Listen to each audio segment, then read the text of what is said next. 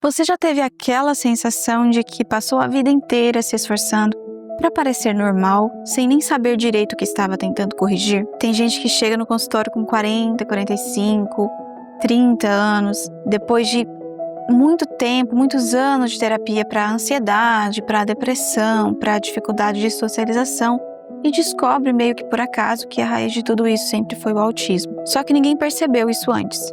Nem a família, nem a escola, nem os profissionais que ela passou.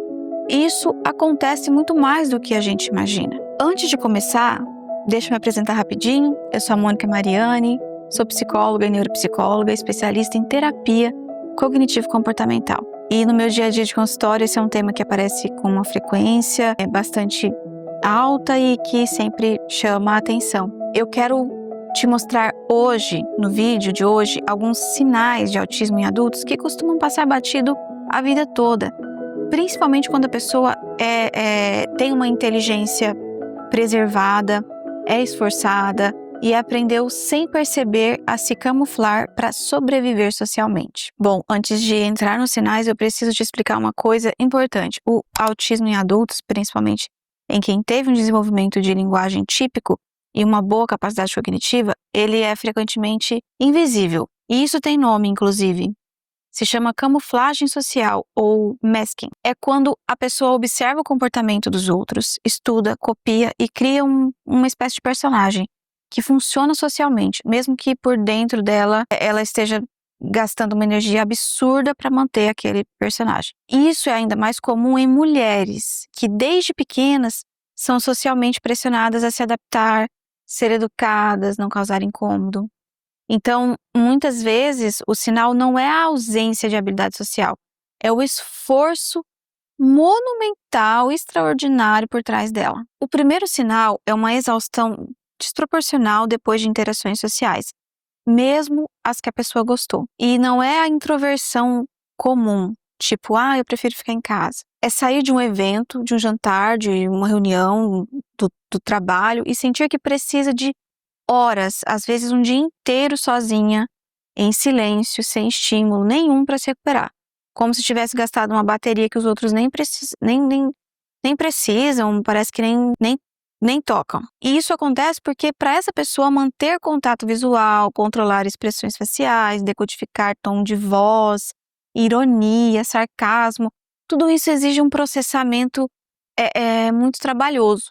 Não é automático. É processar tudo isso o tempo inteiro e causa um cansaço muito, muito mais do que as pessoas de fora imaginam. O segundo sinal é uma dificuldade recorrente com aquelas regras sociais que ninguém nunca explica, mas que todo mundo parece saber, tipo saber a hora exata de entrar numa conversa, entender quando vamos marcar algo é sério ou só educação, perceber que alguém está incomodado só pelo tom de voz, sem que a pessoa diga isso com palavras. Muita gente autista, pessoas autistas adultas, relatam que passaram a vida inteira levando esse tipo de coisa de forma literal, ou percebendo tarde demais que tinha lido a situação errada. E com o tempo, essa pessoa aprende a compensar isso observando os outros, observando padrões, quase como decorando um roteiro. Só que por dentro, a sensação de estar sempre um passo atrás, tentando entender as regras do jogo, nunca desaparece de verdade. O terceiro sinal são interesses muito intensos e específicos que a pessoa desenvolve ao longo da vida e que trazem um prazer genuíno, quase que regulador. Pode ser um assunto, um autor, um período histórico, uma série, um hobby. A diferença não é ter um hobby, é a intensidade daquele hobby.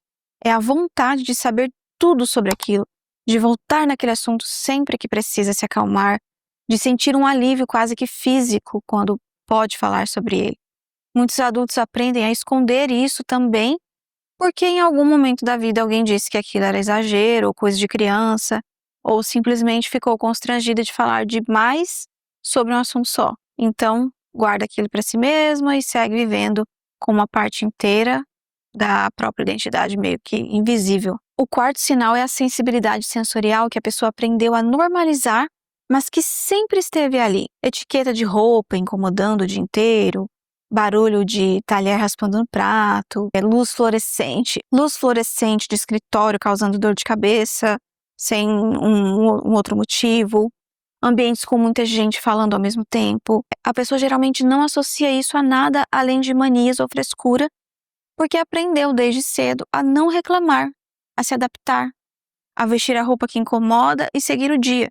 Só que o corpo registra esse desconforto o tempo todo, e isso também cobra um preço bem alto. E o quinto sinal, talvez o mais silencioso de todos, é a sensação antiga de nunca se sentir completamente parte do grupo. E não é timidez, é estar no meio de amigos, da família, de colegas e sentir uma distância que ninguém mais parece sentir. É se perguntar desde criança: por que todo mundo parece saber se comportar naturalmente e eu preciso pensar em cada passo? Muitos adultos autistas carregam essa sensação a vida inteira, sem ter uma palavra para ela. E quando finalmente entendem que aquilo tem um nome e que aquilo é autismo, é comum sentir um misto de alívio e luto.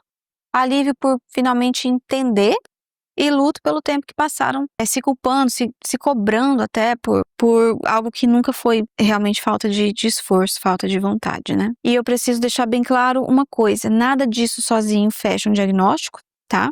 Autismo é uma condição complexa, muito complexa, e uma avaliação séria envolve história de desenvolvimento, observação clínica, instrumentos validados cientificamente e um olhar profissional qualificado. Mas se alguma coisa que eu falei aqui faz sentido para você, se você se reconheceu em mais de um desses pontos, desses sinais, talvez valha a pena conversar com um profissional especializado em neurodesenvolvimento adulto sobre isso, porque entender a própria mente, mesmo tarde, muda completamente a forma como a gente se relaciona com a própria história. E se esse vídeo fez sentido para você, deixa aqui nos comentários qual desses sinais mais te tocou. Se você quiser continuar entendendo mais sobre neurodesenvolvimento, psicologia, saúde mental, como a mente funciona, se inscreve aqui no meu canal porque tem muito mais conteúdo assim vindo por aí.